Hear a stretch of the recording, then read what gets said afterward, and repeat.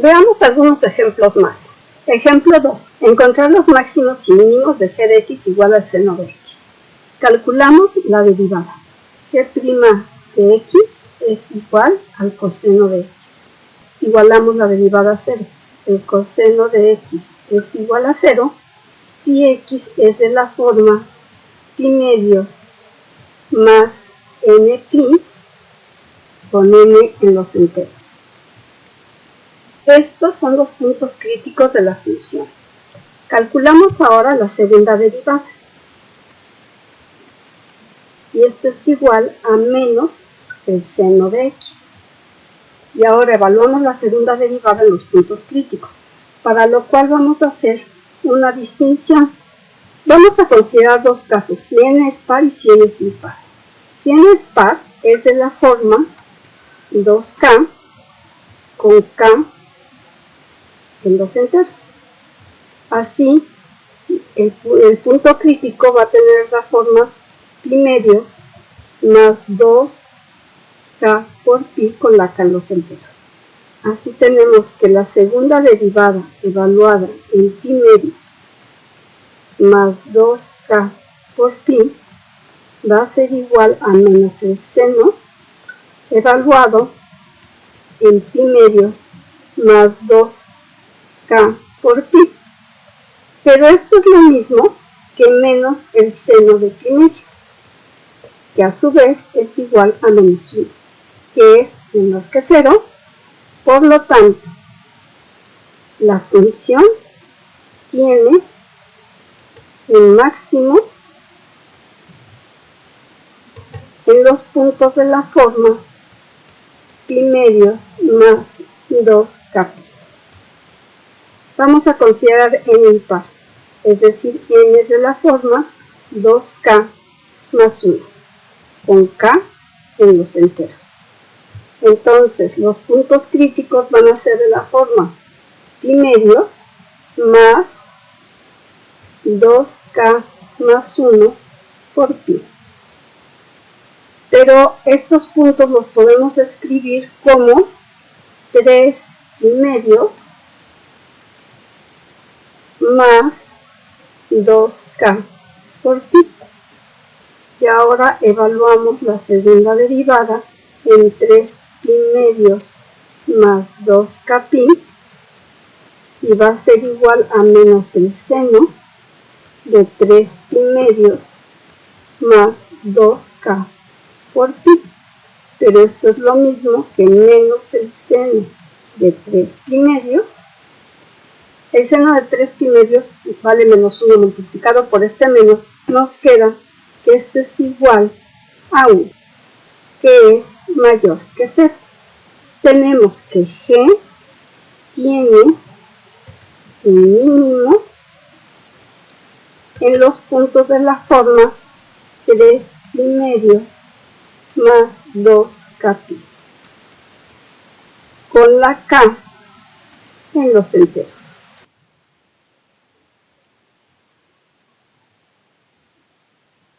Ejemplo 3. Encontrar los máximos y mínimos de h de x igual a x a la cuarta. Calculamos la primera derivada. H' de x es igual a 4x al cubo. Igualamos la primera derivada a 0, es decir, 4x al cubo igual a 0. Esto quiere decir que la x es igual a 0. Y es el único punto que es punto crítico. Calculamos la segunda derivada. Y esto va a ser igual a 12x al cuadrado. Evaluamos la segunda derivada en 0 y nos da 0. Entonces no podemos utilizar el criterio de la segunda derivada porque no nos da información. Por lo tanto, tenemos que utilizar el criterio de la primera derivada. Vamos a considerar los intervalos menos infinito, 0 y 0, infinita. Vamos a considerar el menos 1 en el intervalo menos infinito, 0. Evaluamos la primera derivada en menos 1 y nos queda que es igual a 4 por menos 1 al cubo, que es igual a menos 4, que es menor que 0. Eso quiere decir que h' de x es menor que 0 si x está en el intervalo menos infinito 0 porque sabemos que en el único punto donde se anula la derivada es en 0, pero en 0 no pertenece a este intervalo. Vamos a ver ahora qué pasa en el otro intervalo y consideramos el 1 que está en el intervalo abierto 0, infinito y calculamos la primera derivada evaluada en 1 y nos queda 4 por 1 al cubo, que esto es igual a 4, que es mayor que 0. Entonces la primera derivada evaluada en x va a ser mayor que 0 si x está en el intervalo 0, infinito. Observamos que la derivada pasa de negativo a positivo, entonces eso quiere decir que la función h tiene un mínimo en 0. En la pantalla vemos la gráfica de la función y observamos que en 0 hay un mínimo. Ejemplo 4. Encontrar los máximos y mínimos de f de x igual a menos x a la cuarta sobre 4 más x al cubo. Calculamos la primera derivada. F' de x va a ser igual a menos x al cubo más 3x al cuadrado. Igualamos la primera derivada a 0, es decir, menos x al cubo más 3x al cuadrado igual a 0. Pero esto lo podemos escribir como menos x al cuadrado que multiplica a x menos 3, y esto es igual a 0. Para que el producto de dos factores sea igual a 0, alguno de ellos tiene que ser igual a 0. Si menos x al cuadrado es igual a 0, quiere decir que x es igual a 0, y si x menos 3 es igual a 0, quiere decir que x es igual a 3. Ahora calculamos la segunda derivada, es decir, f' de x es igual a menos 3x al cuadrado más 6x. Y evaluamos la segunda derivada en los puntos críticos. F' de 0 es igual a 0. Entonces el criterio de la segunda derivada no da información. Veamos cuánto vale f' de 3. Esto es igual a menos 3 por 3 al cuadrado más 6 por 3, y esto es igual a menos 9, que es menor que 0. Esto quiere decir que f tiene un máximo en 3. Veamos si podemos determinar si en 0 tiene un máximo único. Vamos a considerar entonces los intervalos menos infinito, 0 y 0,3. En menos infinito, 0 vamos a considerar el menos 1, que está en menos infinito, 0, y evaluamos la primera derivada en menos 1. Esto es igual a menos por menos 1 al cubo más 3 por menos 1 al cuadrado. Y esto es igual a 4, que es mayor que 0. Eso quiere decir que la derivada evaluada en x es mayor que 0 si x está en el intervalo abierto menos infinito, 0. Ahora vamos a tomar un punto en el intervalo 0,3, que puede ser el 1, que está en el 0,3, y calculamos la primera derivada evaluada en 1, esto nos queda menos 1 al cubo más 3, que esto es igual a 2, que es mayor que 0. Eso quiere decir que la primera derivada evaluada en x es mayor que 0 si x está en el intervalo 0,3. Por lo tanto, como la primera derivada no cambia de signo, en 0 no hay ni un máximo ni un mínimo. En la pantalla vemos la gráfica de la función y en 3 efectivamente hay un máximo.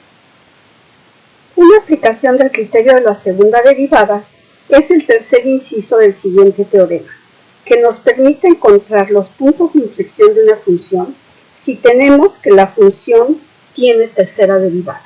El teorema dice lo siguiente: sea f una función derivable en el intervalo abierto a b, y C un punto en dicho intervalo. 1.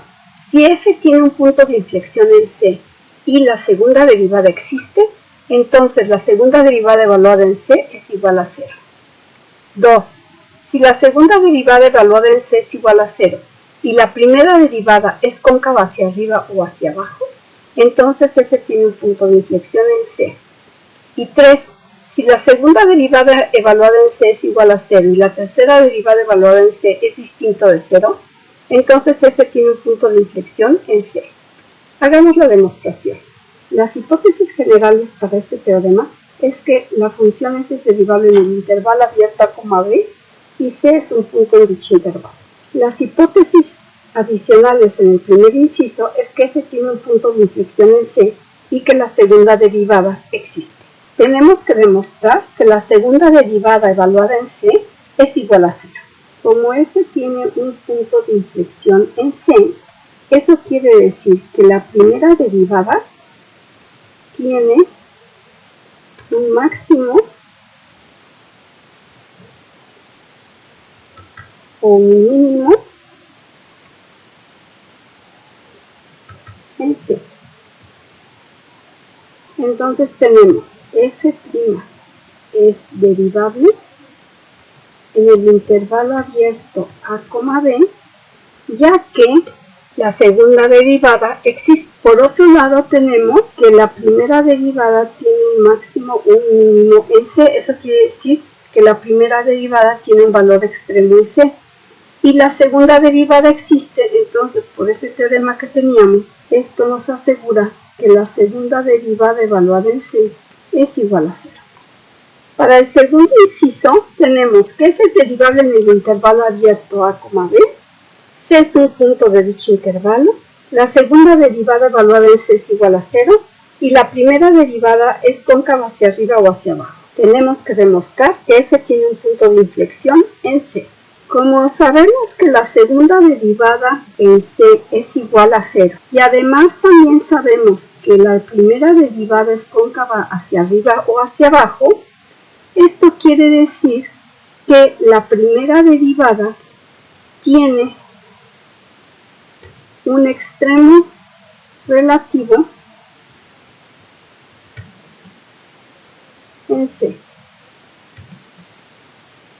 Pero esto implica que f tiene un punto de inflexión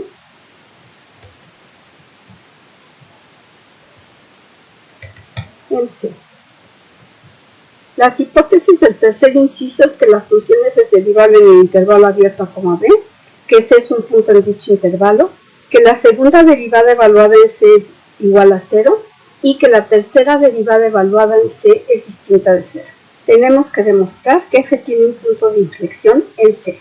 Vamos a considerar dos casos. En el primer caso tenemos que la segunda derivada evaluada en C es igual a 0 y la tercera derivada evaluada en C, como es distinta de 0, pues en este caso vamos a considerar que es estrictamente menor que 0. Esto quiere decir, por el criterio de la segunda derivada, que f' tiene un máximo en C, es decir, que tiene un valor extremo. Y esto a su vez implica que f tiene un punto de inflexión en C. Vamos con el segundo caso. Vamos a considerar la segunda derivada evaluada en C igual a 0 y la tercera derivada evaluada en C mayor que 0. Esto quiere decir que la primera derivada tiene un mínimo en C, pero esto implica que f tiene un punto de inflexión